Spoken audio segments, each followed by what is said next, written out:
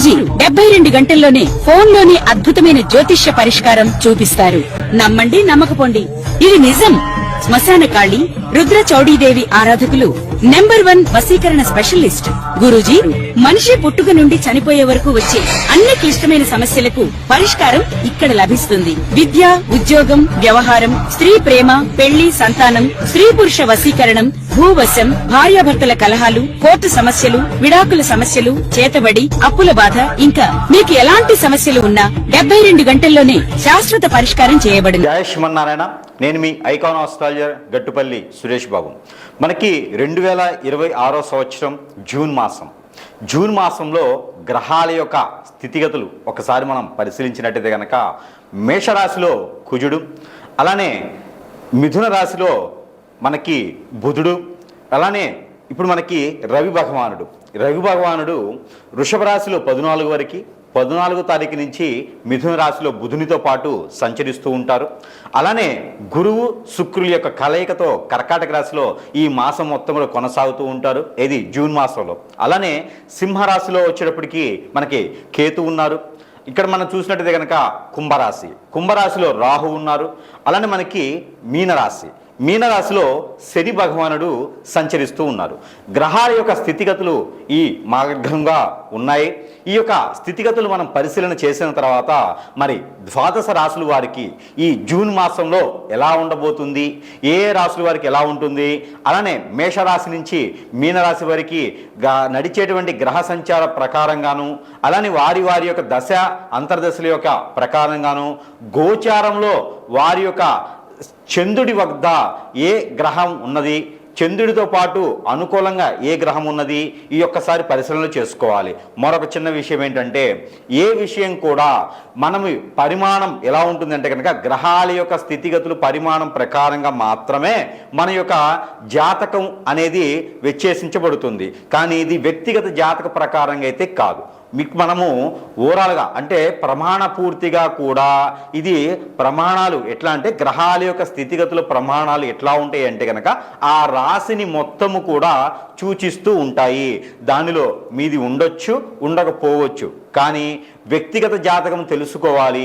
వారి యొక్క దారిద్ర్యం కానివ్వండి, వ్యతిరేకత కానివ్వండి, సంపూర్ణం కానివ్వండి, లేదా ఇంకేదైనా పనులు ముందుకు వెళ్ళలేకపోతున్నా, లేదు ఈ యొక్క జాతకము పరిశీలనలో మీకు ఇందులో ఏదైనా పాయింట్లు ఉన్నట్టయితే కనుక ఒకసారి మీ పర్సనల్ జాతకం కూడా సంప్రదిస్తే దానికి తగ్గటువంటి పరిహారాలు కానీ, దానికి తగ్గటువంటి రెమెడీస్ కానీ కూడా ఉంటాయి. అన్నీ కూడా జాతకంలో ఉన్నట్టుగానే గురువులు చెప్పినట్టుగానే జరగాలని లేదు.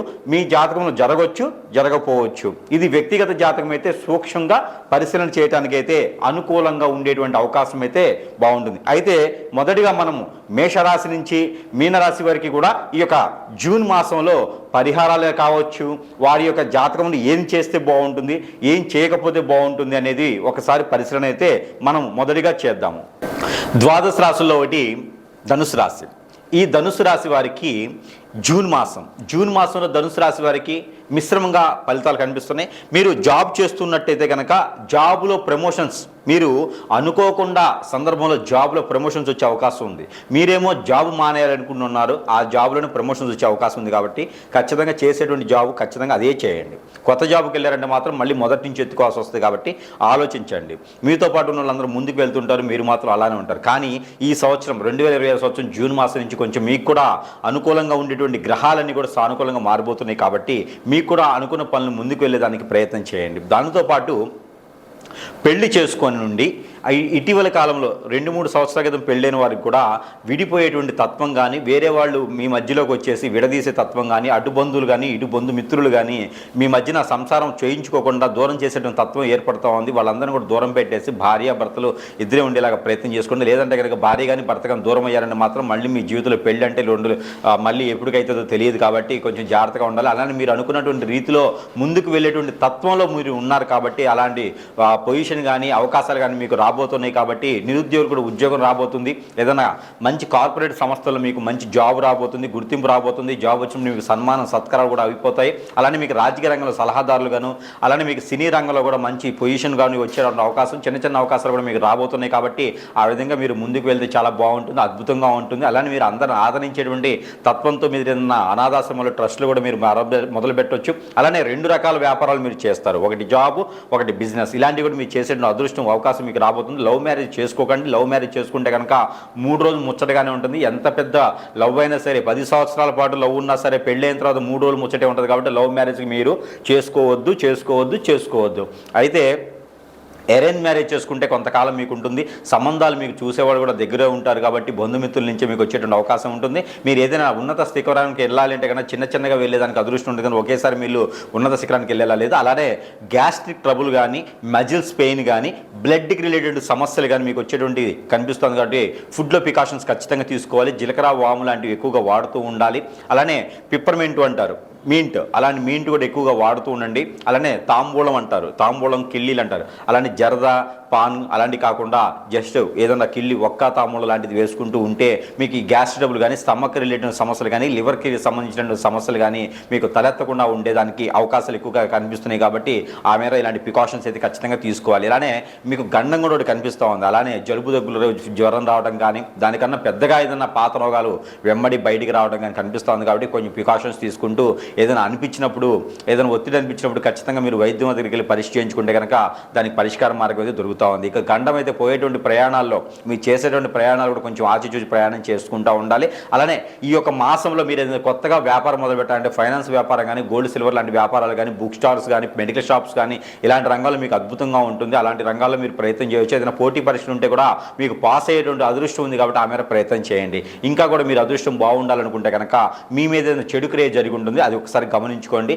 మీ వల్ల చిన్న పరిహారాలు చేసుకుంటే బాగానే ఉపశమనం దొరుకుతుంది. ఇంకా కూడా మీకు ఉపశమనం బాగుండాలి, జాతక ప్రకారంగా జరగాలంటే మీ మీద ఏదైనా జడు క్రియ జరిగితే ఆ క్రియ పొరియేలాగా మీరు సమీప దూరంలో ఇక్కడ గురువు ఉంటే కనుక సంప్రదిస్తే మీకున్న సమస్యకు పరిష్కార మార్గం చూపించే విధంగా అయితే ఉంటుంది. ఇకపోతే ఈ రాశి వారు కనుక ఈ చిన్న పరిహారం చేసుకున్నట్టయితే కనుక కొంతమేర మొత్తం పూర్తిగా దారిద్ర్యం పోయేటట్టు లేకపోయినా కొంతమేర అయితే అదృష్టం అయితే ఉంటుంది. మిశ్రమ ఫలితాలు అయితే లబ్ధి పొందుతాయి. ఇంకా కూడా మీకు ఈ ఫలితాలు సరిపోవట్లేదు అనుకుంటే కనుక ఖచ్చితంగా మనము మంత్రోచ్చారణ చేసినటువంటి ఎన్నో రకాలైనటువంటి వస్తువుల్ని మనం ప్రజల వద్దకి చెంతకే చేర్చేటువంటి సదవకాశం కూడా మన దగ్గర లభ్యపడుతుంది. కాబట్టి ప్రతి ఒక్కరూ గురువు దగ్గరికి రావాలి అనేటువంటి సమయం దొరకపోవచ్చు. కానీ మీరు మొబైల్ ద్వారా కానీ ఎన్నో రకాల సదుపాయాలు ఉన్నాయి. వాటి ద్వారా మీకు సంప్రదిస్తే కనుక మీ సమస్య ఏముంది, ఆ సమస్యకి తగ్గటువంటి పరిష్కార మార్గం కింద వస్తువు రూపాన మంత్రోచ్చారణ చేసే వస్తువులు మీ చెంతకి చేర్చేటువంటి దానికైతే ఉన్నది. కాబట్టి ఆ మేర సంప్రదించవచ్చు. అలానే మీకు ప్రతి ఒక్కరికి కూడా దేవుని అనుగ్రహం అనేది ఖచ్చితంగా కావాలి. ఇక ఈ రాశి వారైతే కనుక చిన్న పరిహారం చేసుకోవచ్చు. అయితే పరిహారం కింద ఏమిటంటే కనుక దేవుని అనుగ్రహం ముందుగా చూసినట్టయితే కనుక మీరు అందరూ కూడా ఈ యొక్క మాసం జూన్ మాసంలో కనుక దత్తాత్రేయ స్వామి వారిని ఆరాధించిన, దత్తాత్రేయ స్వామి వారికి అభిషేక అర్చనలు హోమాలు చేపించిన, దత్తాత్రేయ స్వామి వారి యొక్క ఆలయం వద్దన దత్తాత్రేయ స్వామి వారికి ఆలయాలు సపరేట్గా ఉండవు. దత్తాత్రేయ స్వామి వారి ఆలయం ఎక్కడ ఉండిద్దంటే కనుక సాయిబాబా గారి ఆలయంలోనే దత్తాత్రేయ స్వామి గారు ఉంటారు. అక్కడ ఏదైనా గురువారం సాయం సంధ్య నుంచి రేత్రి కానీ లేదా మంగళవారం రేత్రి కానీ కనుక మీకు ఇంట్లో ఏదైనా కీడు జరిగినా, ఇంట్లో ఏదైనా మీకు అపకీర్తి కానీ, ఇంట్లో ఏదైనా మీకు నిద్ర పట్టకపోయినా, చిరాగ్గా ఆదాయం రాకపోతున్నా, చెట్టుకోలు కొట్టుకోలు అవుతున్నా, ఇలాంటి సమస్యలతో బాధపడేవారు ఎవరైతే ఉంటారో వారు ఈ జూన్ మాసంలో ఏదైనా మంగళవారం లేదా గురువారం రోజున ఏదో ఒక్కరోజైనా సరే అందరూ వెళ్ళేసి ఆ ఒక దత్తాత్రేయ స్వామివారు ఉండేటువంటి ఆలయంలో కనుక నిద్రించండి. అవకాశం ఉంటే కనుక ఖచ్చితంగా నిద్రించండి. ఆ రోజు నేలపడకి చేయాలి. అలానే నాన్ వెజ్ భుజించకూడదు, శాకాహారులుగా వెళ్ళి నిద్రించండి. అలానే కనుక దత్తాత్రేయ స్వామివారికి 5 నారికేళములు సమర్పించండి. ఆ నారికేళములు 5 కూడా అక్కడే వదిలివేయాలి. ఇంటికి తీసుకుపోయి పిల్లలకు చట్నీ వేసి పెట్టకూడదు, అవి అట్లే వదిలేయాలి. అలానే దత్తాత్రేయ స్వామివారికి గోధుమ రొట్టెలు, ఈ గోధుమ రొట్టెల్ని మనం ఉప్పు వేయకుండా కాల్చేసి దాంట్లో బెల్లం కలిపేసి అక్కడ స్వామివారికి నైవేద్యం పెట్టి ఆ నైవేద్యాన్ని ఎంతమందికైనా సరే ప్రసాద రూపంగా సమర్పించుకుంటే కనుక ఆర్థిక సమస్యలు, ఆరోగ్య సమస్యలు, నరదిష్టి, నరఘోష, శత్రుభయం, అలానే పితృదోషాలు కూడా మీకు కొంతమేర ఉపశమనం లభ్యపడుతూ ఉంటుంది. అలానే ఈ రాశి వారికి ఎవరికైనా పెళ్ళిళ్ళు అవ్వట్లేదా?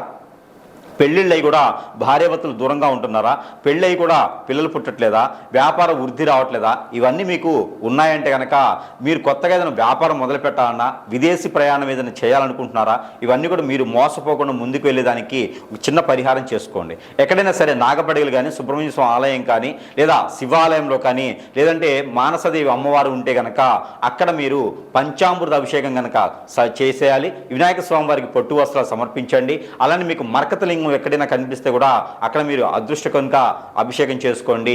కేసరి గణపతి ఎక్కడైనా మీకు అందుబాటులో ఉంటే కనుక అక్కడ మీరు అభిషేకం చేసిన, అర్చన చేసిన, పొట్టు వస్త్రాలు సమర్పించిన, మీకు బుధవారం రోజు చేసుకుంటే కనుక పెళ్లి కాని వారైతే కేసరి గణపతి, వ్యాపార వృద్ధి కానీ, ఆరోగ్య సమస్యలు కానీ, కోర్టు వ్యవహారాలు కానీ ఉన్నవారైతే కనుక మరకతి గణపతి కానీ, మరకత శివలింగం దగ్గర కానీ మీరు అభిషేక అర్చనలు చేయించినట్టయితే కనుక ఖచ్చితంగా మీకు ఉన్నతమైనటువంటి విదేశానికి మీరు వెళ్ళేదానికైనా, పెళ్లిళ్ళు అవ్వడానికి ముందడుగు వేసేదానికైనా, మీకు ఇంకేదైనా గ్రహ దోషాలు కానీ, ప్రకృతి దోషాలు కానీ, పొలాలకి గట్లకి సంబంధించినటువంటి విషయాలు కానీ, ఏదైనా కోర్టు వ్యవహారాలు కానీ కూడా బయటపడేటువంటి అవకాశాలు మెండుగా ఉంటాయి. కాబట్టి ఒకరి దగ్గర నుంచి మోసపోకుండా ఉండాలంటే కనుక దక్షిణామూర్తి స్తోత్రం అనేది ప్రతిరోజు పారాయణం చేయండి. ఇలాంటి పరిహారాలు చేసుకోవడం ద్వారా మీకు అదృష్టం అనేది ఖచ్చితంగా కలిసి వచ్చేటువంటిది అయితే కనపడుతుంది.